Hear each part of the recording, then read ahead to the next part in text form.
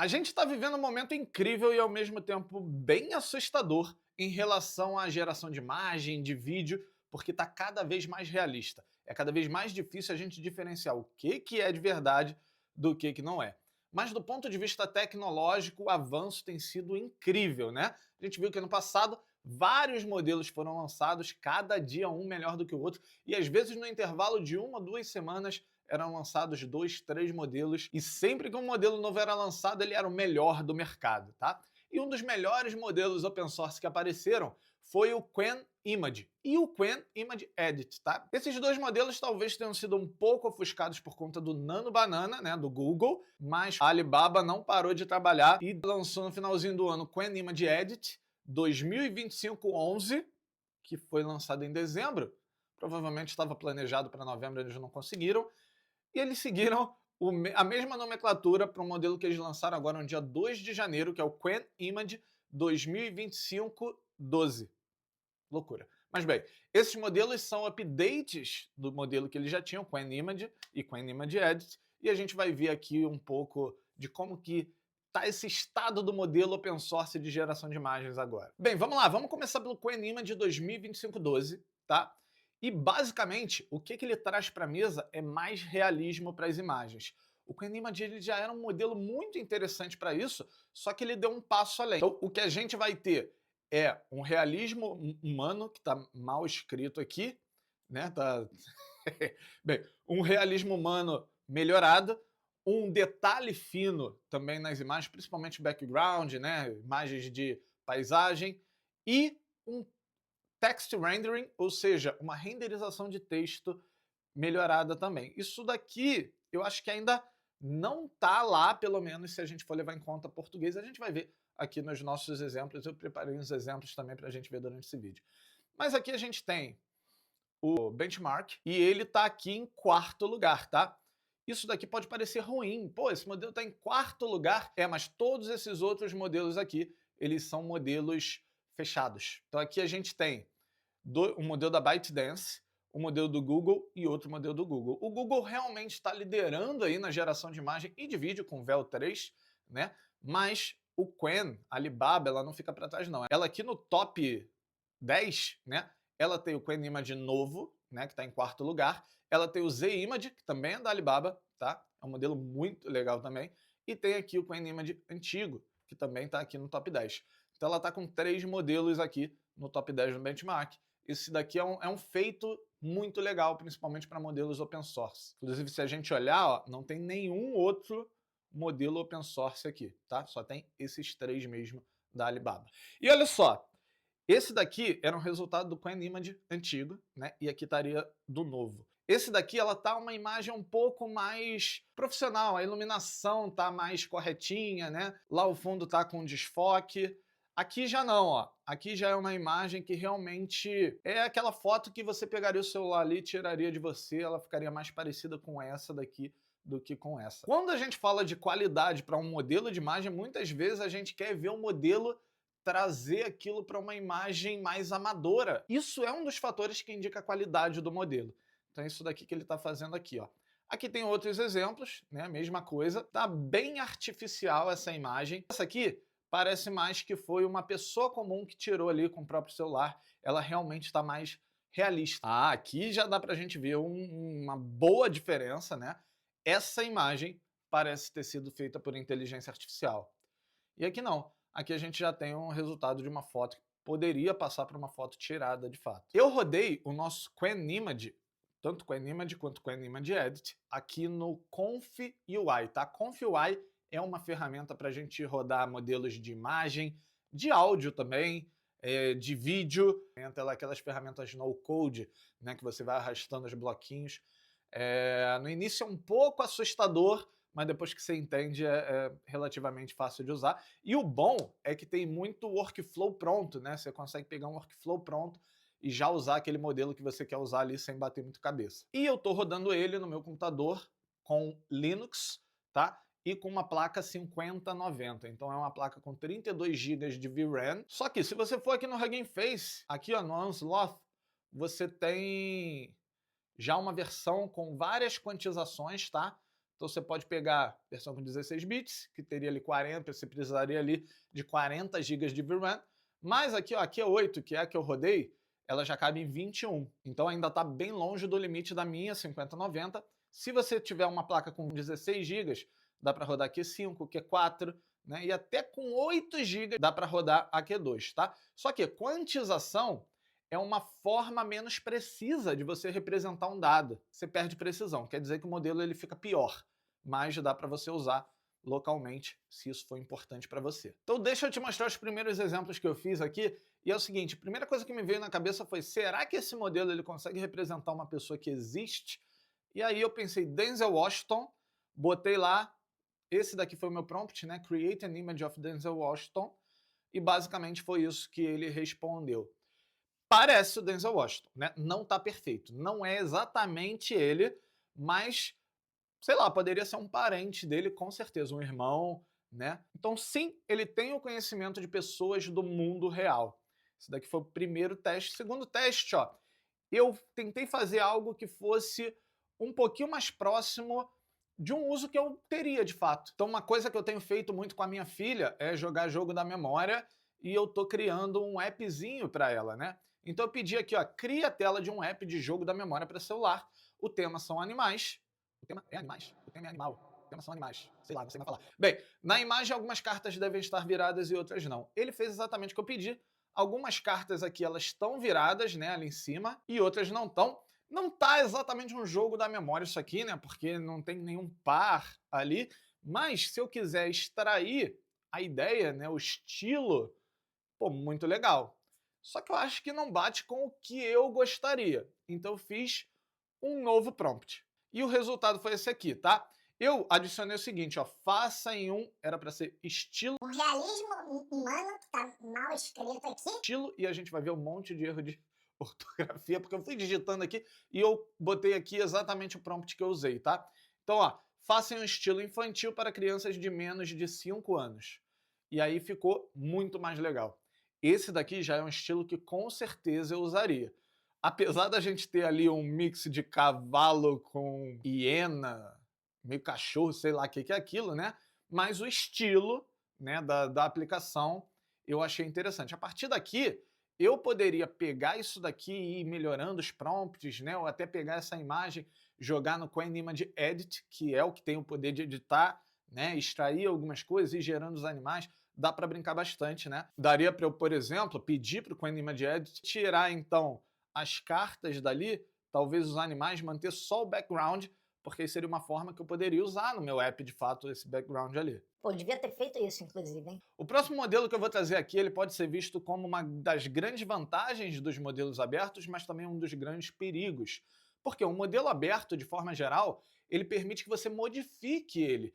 Mas, por natureza, ele já é um pouco mais, vamos dizer assim, sem censura, né, do que os modelos fechados. Deixa eu te mostrar que vai ficar mais claro o que eu estou falando. Eu tive que colocar uma tarja, tá? Porque o YouTube não ia permitir que eu mostrasse isso. Mas vamos lá. Tire as crianças da sala e eu fiz o seguinte prompt, ó. Faça uma thumb para o YouTube de uma praia de nudismo com um homem e uma mulher de costas completamente nus, porém com desfoque, e uma pessoa olhando para a câmera com cara de surpresa. Na imagem deve estar escrito: fui em uma praia de nudismo e olha no que deu. A imagem que ele me gerou não tem essa tarja preta aqui, tá? Eu adicionei para eu poder colocar aqui no vídeo. Mas foi basicamente isso aqui. Ele errou um pouco ali no texto, mas ele fez exatamente o que eu pedi. E aí o que eu fiz? Eu fui pedir para o Nano Banana fazer a mesma coisa. E foi isso que ele me respondeu aqui, ó. Pois é, aqui ativou a censura do Nano Banana, né? E ele não gerou a imagem pra gente. Então os modelos abertos, eles são muito mais sem censura. Nem sempre ele vai gerar aquilo que você pede. Só que ele vai gerar alguma coisa. Ele não vai se negar completamente a gerar, não. Ele vai gerar alguma coisa ali que talvez não seja usável. Só tô te mostrando aqui por questão de ciência para a gente entender quais são as capacidades, o que dá para fazer. E aí a gente tem o QuickImage Edit 2511, né? Ele foi lançado em dezembro, mas ele tem essa nomenclatura, provavelmente estavam trabalhando ou estavam preparando ele para lançar em novembro. E o foco dele aqui é melhorar a consistência, tá? O que a gente tem aqui, ó? a gente consegue pegar duas imagens e juntar elas, né? E olha só, parece de fato que essas pessoas estavam juntas, né? Inclusive, essas imagens daqui, o menino de verde, ele tá com uma iluminação mais parecida na foto original, mas o outro tá com uma iluminação nada a ver. Esse é o tipo de detalhe que entrega, né, que aquela imagem ali é feita por IA ou não. E a IA conseguiu, né, trabalhar as duas imagens para elas ficarem homogêneas, como se os dois estivessem de fato na mesma luz ali. Ó, olha só o que dá para fazer. A gente consegue pegar uma pessoa, transformar ela e é exatamente essa pessoa aqui, né? Então tem de fato essa consistência, apesar de ser uma imagem completamente nova, né? Não tem nada aqui, fora a pessoa em si, não tem nada dessa imagem. A pose é outra, né? Tem os efeitos, a roupa é outra, tudo é diferente, mas a gente consegue reconhecer a pessoa. Aqui é um pouco diferente, por quê? Porque aqui a gente está mantendo a consistência em cada um dos desenhos. Então, toda vez que a gente pede para a IA fazer a gente no formato de desenho, ela vai fazer diferente. E o que o Quen está tentando demonstrar aqui é que ele consegue manter a consistência, né, quando vai fazer aquele mesmo desenho, aquele mesmo personagem em poses diferentes ou em cenas diferentes. Uma novidade do Quen Image Edit 2025-11 é que ele integrou alguns chamados LoRa. Quando uma empresa ela lança um modelo open source, muita gente vem e ela faz o fine tuning, né? Ela faz aquele ajuste fino, criando ali um LoRa, que é basicamente ensinando aquele modelo uma habilidade muito específica, tá? Então, o Quen Image Edit 2025-11, 2511 na verdade, ele já traz integração natural, já está nele, né, com LoRa de relighting. Esse LoRa aqui é para você pegar uma imagem, né, que ela foi tirada numa iluminação X, e você mudar completamente a iluminação daquilo. Pelo exemplo aqui dá para a gente entender que isso aqui é excelente para real estate, para imobiliárias, né, para qualquer negócio que envolva fotos indoor, fotos de ambientes. Então isso daqui é muito interessante. Mudou completamente. Olha a vida disso daqui, né, em comparação com isso daqui. Isso daqui é uma foto que você tira ali com o teu celular e isso daqui é uma foto profissional. Aqui embaixo é um outro LoRa, porque tem esse LoRa também de você pegar e você tá meio que trocando o ponto de vista daquela foto. Se eu der um crop aqui, ó, tá vendo? Mais ou menos ali, ó, você vê que essa imagem aqui gerada, ela não tem nada a ver com essa imagem aqui, né? Por quê? Porque isso daqui não é só um zoom que foi dado. É como se tivesse modificado o ângulo da foto, chegando um pouco mais para cá, né? E pegando a foto daqui, tá? Isso aqui é incrível. E aqui eu preparei mais alguns exemplos, eu mantive então ali ó, os meus erros de digitação, eu estava com o teclado... Ó, a minha desculpa. Eu estava com o teclado configurado para o inglês do Canadá, né? E aí quando eu apertei ali o acento para fazer a cedilha, ele criou aquele faça ali que não faz sentido. Para o Papil Noel, eu não tenho desculpa, não. O realismo humano que tá mal escrito aqui. Burrice mesmo. Mas bem, eu deixei aqui esses erros de ortografia para a gente entender que, mesmo com esses erros, ele gerou exatamente a imagem que eu queria, né? Que foi eu vestido de Papai Noel ali. Ele criou um Papai Noel para Frentex, né? Com umas árvores de Natal. Mas assim, tá muito bem integrado na imagem. Eu achei que ficou muito legal, né? Principalmente porque eu tava com o boné, ele tirou o boné, botou o gorro ali do Papai Noel, então achei que ficou muito bom esse resultado. Então esse daqui é o poder do Quen Image Edit. Vamos lá, próxima. Eu pedi para ele transformar essa pessoa em um personagem de anime estilo Dragon Ball. E tecnicamente foi o que ele fez, né? Ele mudou a pessoa para um personagem do Dragon Ball. Tecnicamente foi isso que eu pedi. Ele transformou no Goku, só que o Goku de óculos. Bem, aí eu resolvi mudar um pouco o prompt e aí, beleza. Aí ele fez exatamente o que eu estava pensando. Inclusive, é legal porque ele manteve o boné, né? E a carequinha ali, ó, tá de acordo com a da imagem também. Manteve o óculos. Ó, o microfone tá perfeito. Ali atrás, todos os elementos que estão ali atrás, eles não estão perfeitamente iguais aos elementos de fato na estante, mas estão bem parecidos, cara. Então eu gostei muito desse resultado aqui. Depois, o próximo prompt que eu fiz ainda nessa imagem foi para ele remover o microfone, né? Então, se a gente está usando aqui um modelo de edição de imagem, a gente quer editar a imagem. Digamos que eu pegue um print de um pedaço do vídeo, queira transformar isso numa thumb do YouTube. E não faz sentido ter o microfone ali na frente da minha cara, Então, com um modelo desse, com um prompt rapidamente, a gente remove o microfone e fica ali com uma imagem muito mais limpa para usar no YouTube, por exemplo. Um outro exemplo que eu já uso no meu dia a dia é para pegar algum elemento de software, por exemplo, e reimaginar ele de formas diferentes. E assim eu vou tendo insights, né? Eu vou tendo inspirações para modificar ou para criar novas coisas. Então aqui eu peguei a minha página do curso Dev Mobile, que é o nosso curso de Flutter. E se a gente olhar ali atrás, a gente tem o símbolo da Apple, né? Tem o símbolo do Android também. E eu pedi para ele recriar essa página com um novo design em Light Mode. E ele fez exatamente isso. E o legal é que ele trouxe todo esse conceito de vidro, né? Então ele pegou os elementos, a maçã, o Android, e ele botou com vidro, inclusive com reflexo. Se a gente olhar ali, ó, tá refletindo ali a mesa, a cadeira. Também gostei muito do estilo da mesa, da cadeira, etc, que ficou tipo um 3D, né, bem soft assim, como se tivesse sido modelado. A barra, ele também mudou para uma barra toda de vidro, o que tem bastante a ver, né, com o novo estilo da Apple, né? O Liquid Glass, então eu achei que ficou muito legal. Ele deu uma zoada ali em algumas palavras, né? Então, vá do zero aos seus primeiros apps, publicá-los para iOS e Android ali na imagem editada, né? Quando certo era publicados, né? E lá em cima, que a gente tem o inscreva-se, ele mudou para inscreve-se. Inscreve-se.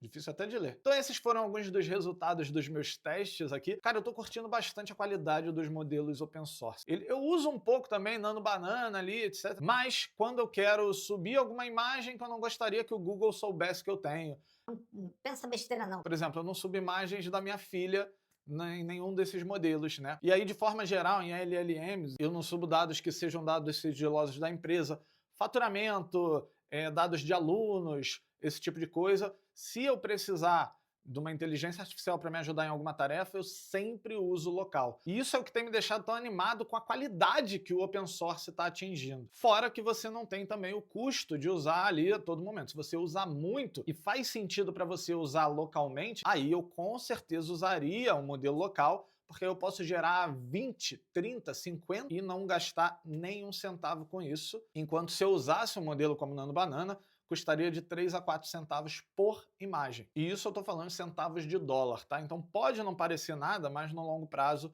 isso vai somando e gera um custo bem grande. E eu quero saber de você, como que você tem utilizado inteligência artificial no seu dia a dia?